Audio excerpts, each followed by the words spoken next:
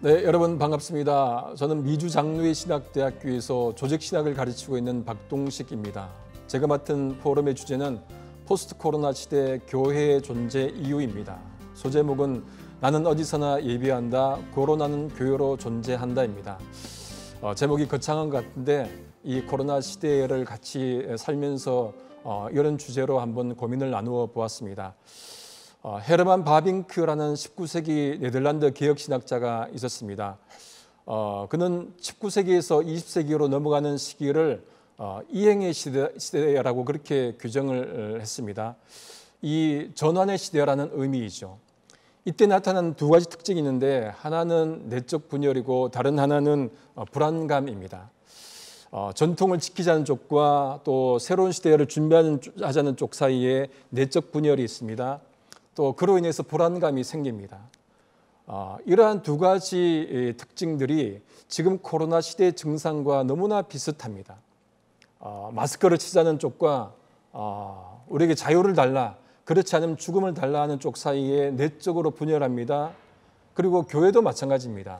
대면 예배를 강조한 쪽과 온라인 예배를 또 가능성을 두고 얘기하는 쪽 사이에 내적으로 분열하고 있습니다. 그리고 코로나19가 언제 끝날지 몰라서 또 다들 또 불안해하고 있습니다. 이런 시대에 우리는 무엇을 해야 하겠습니까? 또한 교회는 무엇을 해야 될까 함께 고민하는 그런 시간이 되었으면 좋겠습니다.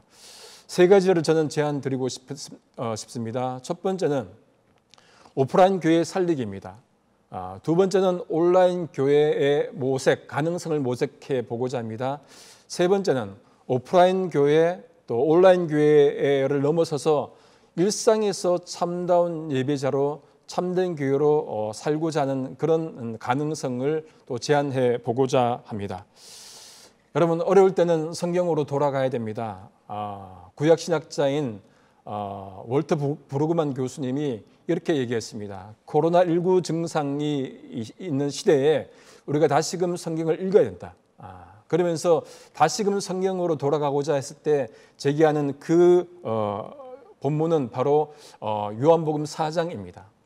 거기에 예수님과 수가성 여인과의 대화가 나옵니다. 수가성 여인이 이렇게 질문을 하죠. 예수님께. 우리는 이 산에서 예배 드려야 된다고 얘기하고 당신들은 예루살렘에서 예배 드려야 된다고 얘기하는데 어디가 맞는지, 무엇이 맞는지 그렇게 질문합니다. 그것이 무슨 의미인지를 또 질문을 합니다. 그때 예수님께서 이렇게 답변을 하십니다. 요한복음 4장 21절 말씀을 제가 공동번역으로 한번 읽어드리겠습니다. 사람들이 아버지께 예배를 드릴 때에 이 산이다 또는 예루살렘이다 하고 굳이 장소를 가리지 않아도 될 때가 올 것이다. 장소가 중요한 것이 아니라는 말씀이죠. 그러면서 하신 말씀이 무엇이냐면 참되게 예배하는 자들은 영과 진리로 예배한다고 말씀을 하고 계십니다. 수가성 여인은 장소를 질문했는데 예수님은 장소가 중요하지 않고 예배 본질에 대해서 말씀해 주고 있습니다. 그것은 바로 영과 진리로 예배 드리는 자를 찾으신다는 거예요. 그러니까 우리가 장소 논쟁하기보다는 정말로 무엇이 참된 본질인지를 제대로 파악할 필요가 있다 생각합니다. 여러분, 그래서 우리가 교회가 정말 성도들에게 참된 교회가 무엇인지 그리고 참된 예배가 무엇인지를 정말 본질을 가르쳐야 된다 생각합니다. 한국의 나들목 교회에 김형국 목사님이 계십니다. 이분이 이렇게 말씀하셨어요. 주일에 좋은 예배를 제공하고 그것만 제대로 하면은 신앙생활을 잘하는 것이라고 가르치는 교회를 경계해야 된다. 무슨 말입니까? 정말 예배만 잘 드리면은 모든 것을 잘하는 것으로 가르치는 그런 교회를 경계해야 된다는 말이죠. 중요한 것은 정말로 신앙생활도 열심히 하지만은 삶 속에서 참된 본질을 추구하고 살아가는 그 삶을 강조하는 말일 것입니다. 그래서요, 첫 번째로 현장 교회 살리기입니다. 세 가지를 제안 드리고 싶습니다. 첫 번째는 성장 욕망이 아닌 성령 충만으로 자족하기입니다. 여러분 잘 아는 도스토옙스키의 죄와 벌 잘 아실 겁니다. 거기에 보면은 유부남 스비드리갈로프가 그 집에 들어온 가정교사 두나를 사랑합니다. 그러면 안 되죠. 그런데 나중에 문제가 발생했을 때 이렇게 얘기합니다. 젠장, 그녀는 대체 왜 그렇게 예쁜 걸까요? 내 잘못이 아니란 말입니다. 자기 잘못을 회피합니다. 최근에 여러분 방영되었던 부부의 세계, 여러분 아시죠? 거기에 유부남 이태호가 다른 여자를 사랑합니다. 그리고 아내에게 이렇게 말해요. 사랑에 빠진 게 죄는 아니잖아. 그런 말을 하면서 엄청 유행을 했죠. 사랑하는 건 죄가 아닙니다. 하지만은 아내를 두고 다른 여자를 사랑하면은 그것은 분명 죄일 것입니다. 교회는 성장을 추구해야 됩니다. 하지만은 교회 목사가 야망과 욕망을 가지고 성장만을 추구한다면은 그것은 분명히 문제입니다. 그런 문제들이 너무나 많이 발생해 왔습니다. 이제는 정말로 성장, 성공 그런 것들 내려놓고 정말로 성령 충만함으로 자기 욕망을 정말로 내려놓는 그런 일을 우리가 해야 될 것입니다. 17세기 개혁신학자 영국 청교도 목사인 리처드 백스터 목사님이 이렇게 말하고 있습니다. 만약에 여러분이 100파운드를 1년 동안 사례비로 받는다면 그중 일부를 여러분들이 쓰시고 나머지는 여러분의 동역자에게 주어서 그들이 쓰게끔 하고 그것으로 통해서 여러분의 사역을 돕도록 하라고 그렇게 말하고 있습니다. 왜 그런 거 아니? 성도들 중에 사역자보다 더 가난하게 살아가는 사람들이 많다는 거예요. 목회자가 가난하게 사는 게 낫지 성도가 가난하게 사는 게 낫겠습니까? 그렇게 질문합니다. 도전적인 말이지만은 좀 새겨 들을 필요가 있다 생각합니다. 그게 두 번째로 그러면은 작은 교회와 공존하기입니다. 여러분 작은 교회에 여러 가지 문제점들이 참 많이 있습니다. 인력이 부족합니다. 또 공간이 부족합니다. 그런 가운데 여러분 이런 문제점들이 있다면은 큰 교회가 분명히 지원할 수 있을 겁니다.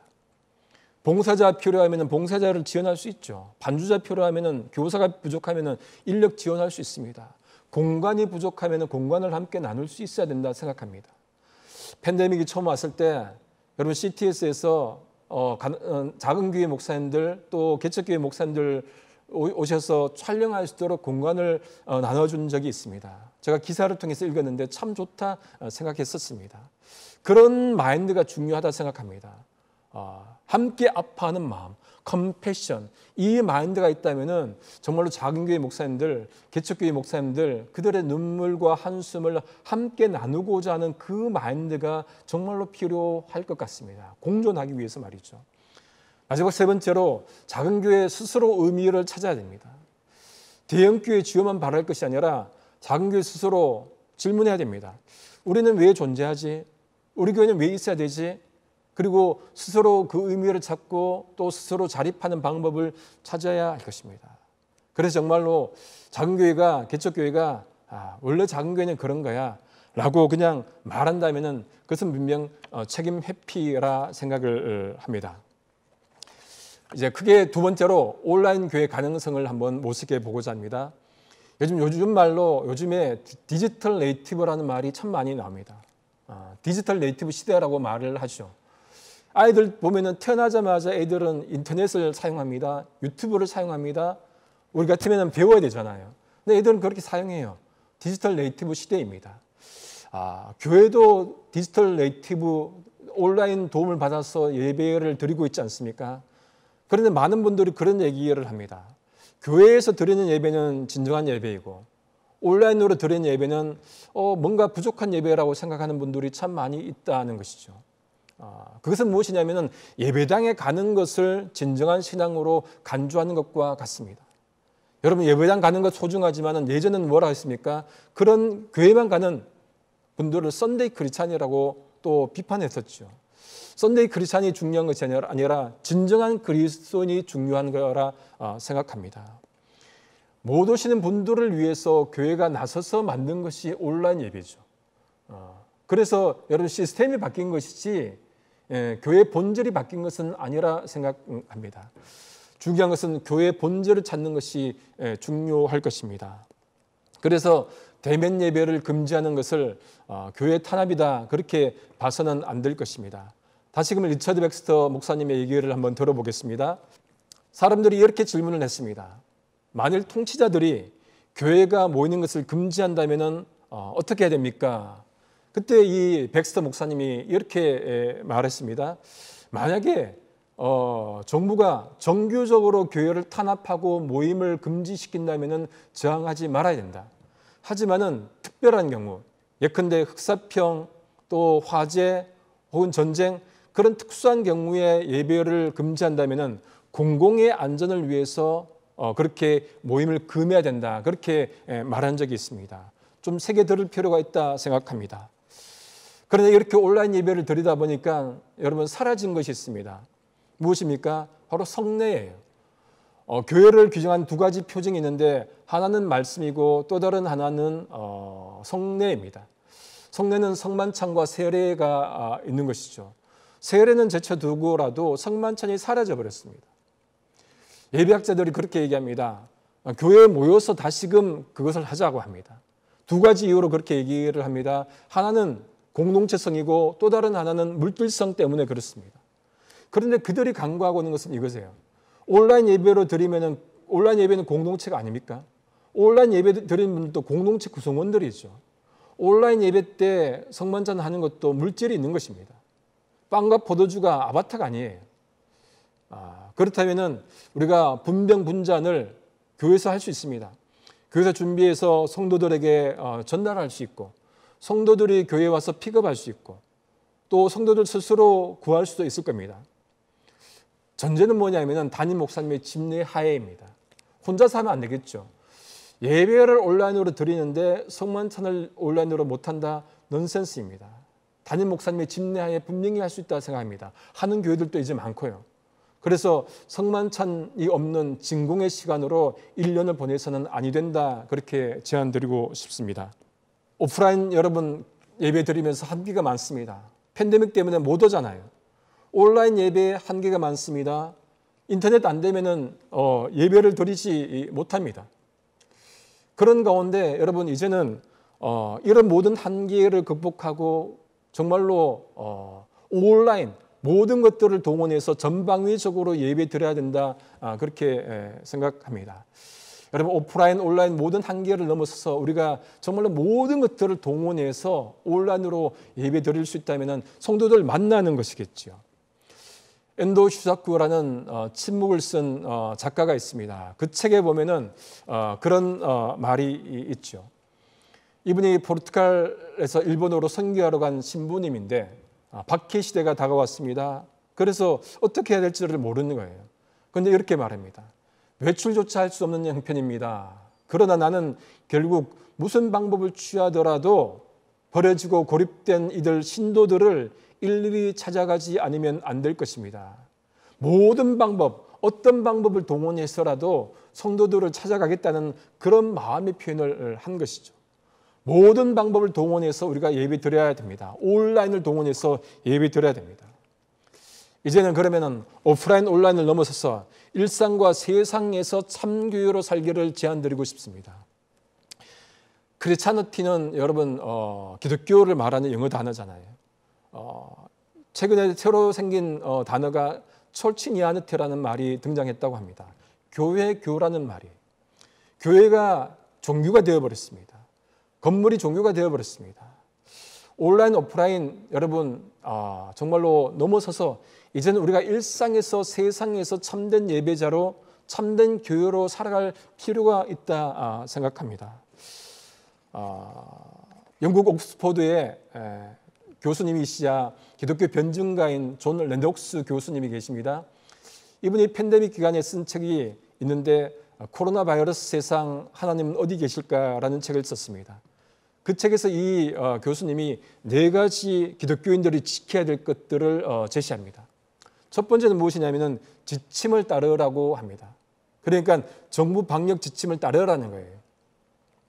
팬데믹 기간 가운데 정부가 제공하는 그런 룰을, 지침들을 따르라고 그렇게 말하고 있습니다. 두 번째는 뭐냐면 올바른 관점을 가지라고 얘기합니다. 팬데믹이 아무리 엄습하더라도 우리가 팬데믹을 이길 수 있다는 그 바른 관점을 가지라는 것이죠. 세 번째는 이웃을 사랑하라고 합니다. 네 번째는 영혼을 기억하라고 합니다. 지금 힘들고 어렵더라도 정말로 하나님께 소망을 두고 영혼의 소망을 두고 영혼을 기억하라고 그렇게 제안합니다. 세 번째가 중요한데요. 세 번째가 이웃 사랑입니다. 교회가 교회 안만을 생각할 것이 아니라 정말로 세상에 정말로 아픈 사람들, 고통받는 사람들을 함께 돌보아야 할 것입니다. 그래서 교회 안에 담장 너머에만 있지 말고 교회 밖의 세상을 품어야 되죠. 정말로 우리는 선한 사마리안이 되고자 하는 그런 마음들이 있는가 질문해 보아야 될 것입니다. 왜 그렇습니까? 왜 세상을 품어야 합니까? 우리 기독교 세계관 때문에 그런 거예요. 여러분, 기독교 세계관은 세상 전체를 아우르는 세계관입니다. 하나님이 태초에 천지 만물을 창조하신 것이죠. 그러니 기독교는 세상 전체를 사고할 수 있어야 됩니다. 마지막에 하나님이 세상 전체를 완성시키실 겁니다. 우리가 세상과 다른 시간대에 사는 것이 아닙니다. 다른 달력을 가지고 사는 게 아니에요. 우리는 화요일에 사는데 세상은 금요일에 산다? 아니에요. 같은 시간대에 삽니다. 중요한 것은 세상에 살되 세상에 속하지 않는 그런 삶을 살아야 할 것입니다. 플로리다에 있는 펜사콜라의 퍼스트 베프티스트 철치의 담임 목사님인 베리 하월드 목사님이 계십니다. 이 목사님이 팬데믹 이후에 다가올 교회의 12가지 트렌드에 대해서 말씀해 주고 있습니다. 무엇을 얘기하냐면 키워드가 이거예요. 교회가 되는 것이 교회에 가는 것보다 더 중요하다. 교회가 되는 것이 가는 것보다 더 중요하다. 여러분, 이 말은 우리가 좀 새겨 들어볼 필요가 있습니다. 일상에서 참된 교회로 우리가 살아야 합니다. 참된 예배자로 살아갈 필요가 있다. 그런 말일 것입니다. 이제 정리하도록 하겠습니다. 우리가 정말로 이 모든 것들을 동원해서 교회를 살릴 수 있어야 됩니다. 어떤 방법을 쓰든 우리가 교회를 회복시켜야 됩니다. 그래서 세상에 다시금 희망을 제공하고 세상에 다시금 힘을 줄 수 있는 그런 기독교가 될 수 있기를 우리가 소망합니다. 마르틴 로디 존스 목사님이 이런 말을 했습니다. 침체한 그리스도인으로 살지 말라는 거예요. 모순이라는 겁니다. 형용 모순이잖아요. 침체한 그리스도는 형용 모순입니다. 그리스도인은 침체할 수 없다는 거예요. 그래서 세상 사람들이 우리 보고 우리도 예수 믿으면 저 사람처럼 될 수 있을까? 우리도 하나님 믿으면 저 사람처럼 정말로 세상의 어려운 것들을 극복하고 살아갈 수 있을까라는 말을 들을 정도로 그렇게 살아야 된다. 그렇게 강조합니다. 여러분, 팬데믹 기간 동안에 우리 그리스도인들이 세상 사람들과 같은 태도로 반응해서는 안 되겠죠. 우리에게는 희망이 있습니다. 살아계신 하나님이 있지 않습니까? 그래서 소망에 관한 이유를 묻는 자들에게 답할 것을 항상 준비하는 우리 모두가 될 수 있기를 소망합니다. 그래야 참다운 그리스도인이겠죠. 마지막으로 월터 브루그만 교수가 쓴 곧 다시 춤추게 하소서라는 시 기도문을 한번 읽고 제 강의를 마치고자 합니다. 우리는 기다립니다. 절망 가운데, 최소한 깊은 실망 가운데, 그러나 다르게 기다릴 수도 있을 것입니다. 우리는 확실한 믿음 속에 기다립니다. 우리는 간절히 바라며 기다립니다. 우리는 주님을 기다립니다. 우리는 미래를 향하여 절망에 맞서 기다립니다. 생명의 하나님이신 주님이 죽음의 세력을 물리치실 것입니다. 금요일의 십자가 처형이 예수님이 사셨던 삶을 패배시킬 수 없습니다. 그분의 신실한 백성들의 삶 또한 그러합니다.